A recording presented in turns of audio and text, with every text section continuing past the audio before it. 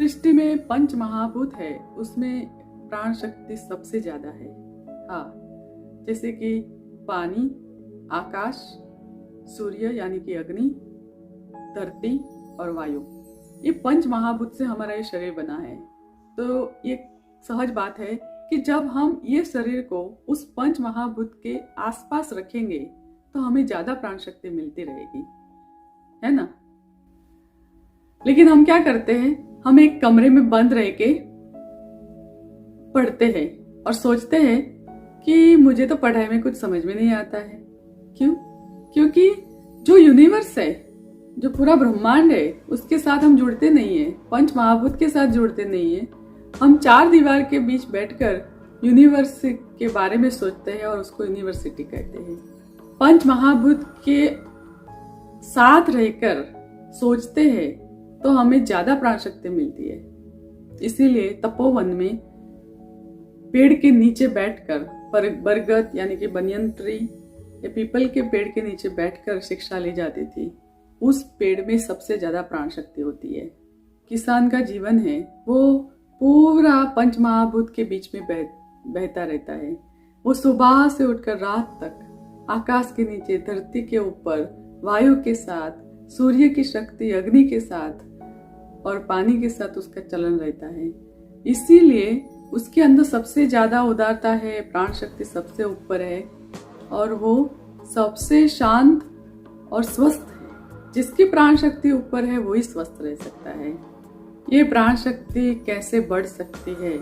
किसी को उपवास पसंद है, किसी को कीर्तन पसंद है, किसी को व्रत करना पसंद है, एकादशी का व्रत रखना अच्छा लगता है। ये क्या है? ये कुछ और नहीं है, एक शरीर के पर एक जो प्राण शक्ति है उसको पहचानने का प्रयत्न है। प्राणमय शरीर क्या है? हमारे शरीर के आसपास प्राणमय कोश है जो प्राण शक्ति के साथ जुड़ा हुआ है। उसे हमें इग्नोर नहीं करना चाहिए। जो आज हम देखते नहीं है तो उसका तो कोई स्टडी में महत्व ही नहीं है।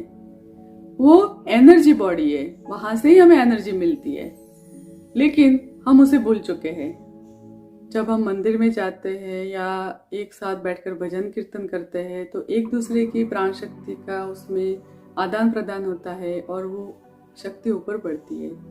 हमारे इस अन्नमय कोश, ये शरीर के आसपास एक मनोमय कोश और प्राणमय कोश है। जो प्राणमय कोश है वो उसे एनर्जी बॉडी कहते हैं और ये एनर्जी बॉडी से ही हमें सारी एनर्जी मिलती है। हम जो भी अन्न ग्रहण करते हैं, हर अन्न की अपनी एक प्राण शक्ति है। कुछ बनाए तो उसको तुरंत ही 1 घंटे के अंदर खाना खा लीजिए, क्योंकि वो प्राण शक्ति धीरे धीरे धीरे धीरे कम होती जाती है। फ्रेश अन्न का बहुत महत्व है।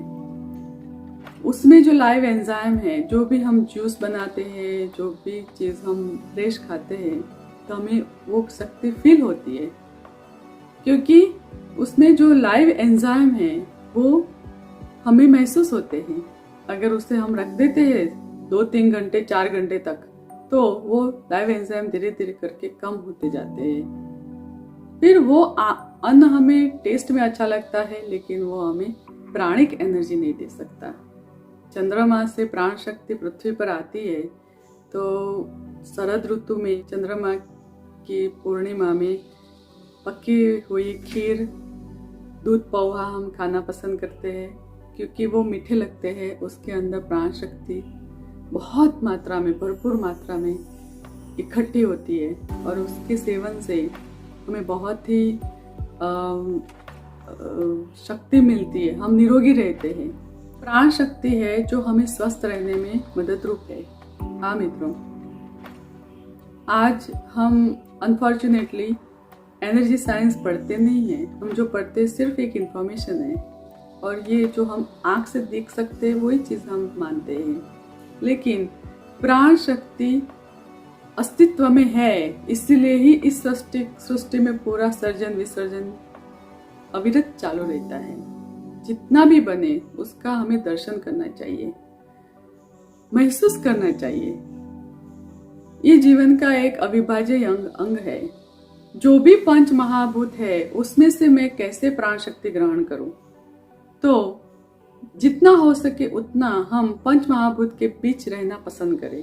मतलब कि धरती, आकाश, वायु, अग्नि और पानी के बीच में, जैसे कि किसान रहता है और काम करता है, वो लोग किसान जो भी आपने देखा होगा जो पंच महाभूत के साथ रहते हैं वो लोग बहुत कम बीमार पड़ते हैं, क्योंकि उनको वहां से प्राण शक्ति सतत मिलती रहती है, इसलिए वो निरोगी रहते हैं। भले ही उसको खाना कम मिले, आपने देखा होगा चटनी और अचार या सूखी रोटी के साथ भी लोग जीते हैं, लेकिन वो कभी बीमार नहीं पड़ते।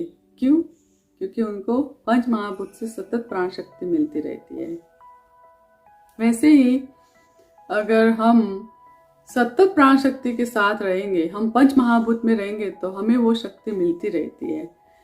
तो जैसे कि वायु, जब अच्छे से पवन आता है तो हम वहां जाना पसंद करते हैं। हिल स्टेशन पर लोग क्यों जाते हैं? वैसे ही सूर्य नमस्कार करना, वो भी प्राण शक्ति को ऊपर लाने की कोशिश है। सुबह सूर्य को जल चढ़ाना, यज्ञ करना, अग्नि पूजा है। अग्नि पूजा से हमारी प्राण शक्ति अति प्रभावित होती है। यज्ञ का एक पूर्ण विज्ञान है। पानी है, कभी भी आप फिल्टर किया हुआ आरओ वाटर से आया हुआ पानी तुरंत मत पिए। पानी को मिट्टी के घड़े में या तांबे के बर्तन में भरकर रखे, पूरी रात उसमें प्राण शक्ति संचारित हो और उसके बाद उसे ग्रहण करें। पानी को मंत्र की शक्ति से जब अभिमंत्रित किया जाता है तो वो मंत्र के शब्द के वाइब्रेशन पानी में जाते हैं और वो पानी याद रखता है। ऐसे पानी के सेवन से हमारी प्रज्ञा बढ़ती है और हमें हमारे अंदर वो प्राण शक्ति को बढ़ाता है। अग्नि पूजा, पानी का सेवन कैसे करना चाहिए, वायु के बीच कैसे रहना चाहिए, और धरती और आकाश दोनों का स्पर्श होना चाहिए। आकाश तो बहुत दूर है और उसे हम छू नहीं सकते, उसका स्पर्श नहीं हो सकता। हाँ मित्रों, आकाश का स्पर्श हमें हो सकता है। आकाश क्या है? वो दिखाई देता है लेकिन वो है नहीं, मतलब कि वो वैक्यूम है। हाँ, आप आकाश को पकड़ नहीं सकते। ऊपर जाओ, प्लेन में आप ऊपर जाते हैं तो आपको वो बादल की तरह नजर आता है, उसको आप पकड़ नहीं सकते हैं। तो वो स्पेस मेरे अंदर भी है। आप जैसे कि एक टेबल है, आपको टेबल ऐसा लगता है कि ये लकड़ी का टेबल, इसके अंदर तो कोई जगह है नहीं है, बची ही नहीं है। लेकिन आप उसके अंदर एक नेल लगा दो तो क्या टेबल की साइज बढ़ती है? वो नेल अंदर चली जाती है। तो वो जो खीली है, जो नेल है, वो अंदर चली जाती है। क्यों? क्योंकि अंदर स्पेस है। वैसे ही मेरे अंदर भी वो आकाश तत्व है, वो स्पेस है। गाय के पंचगव्य में जब हम छाछ का सेवन करते हैं तो वो स्पेस को हम छूने की कोशिश करते हैं। तो ये जो स्पेस है उसे महसूस करने के लिए ध्यान में जाने की आवश्यकता है। जब हम विचार से पर होते हैं और हम शांति महसूस करते हैं तो हम उस आयाम में चले जाते हैं जिसे हम कहते हैं आकाश तत्व। तो मित्रों, मनुष्य का कर्तव्य क्या है? ये मनुष्य जीवन भगवान ने हमें सत्कार्य के लिए दिया है। सत्कार्य था कि हम ऐसे कार्य करें, ऐसा जीवन जिए जिससे हम नर के नारायण बन सके। इसके लिए प्राण शक्ति का अवलोकन करना, उसे जीवन में प्रस्थापित करने अत्यंत आवश्यक है। देसी गाय के पंचगव्य में बहुत प्राण शक्ति भरी हुई है।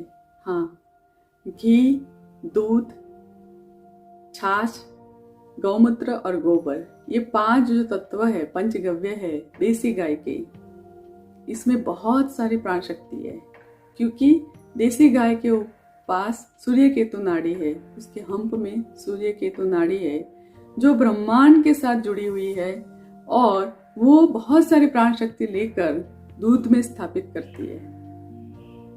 ऐसे दूध के सेवन से हमारे अंदर प्राण शक्ति बढ़ती है और उस दूध के बने हुए घी के सेवन से हमारे अंदर जो पित्त और कफ है उसका समन होता है। इसीलिए हाँ, देसी गाय का घी जितना भी पुराना होता है, जितना भी पुराना होता है, उतनी उसमें प्राण शक्ति बढ़ती है और उससे हमारे शरीर के कई सारे असाध्य रोग ठीक हो सकते हैं।